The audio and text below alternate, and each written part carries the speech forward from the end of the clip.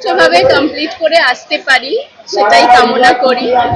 আর দেখছি চারিদিকে ব্যবস্থাপনা খুবই সুন্দর, আর সমস্ত বুথগুলো যাতে পরিষ্কার পরিচ্ছন্ন থাকে সেদিকেও সবাই খুব নজর দিচ্ছে, ভালো লাগছে, আমাদের কোনো অসুবিধা হয়নি। মহিলা ভোট কর্মী হিসেবে কোথাও কি ভয় লাগছে? ভয় লাগছে বলতে একটা টেনশন তো আছেই, কিন্তু এমনি কোনো ভয় লাগছে না।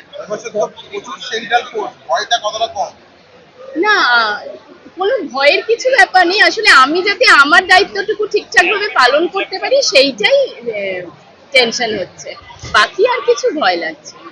নিজের টিমরাও আছেন। টিমের সমস্তই মহিলা। হ্যাঁ এবং মহিলা বুথেই কাজ। হ্যাঁ, এই জায়গাটা থেকে কেমন এক্সাইটেড? এক্সাইটেড না, ভালোই লাগছে।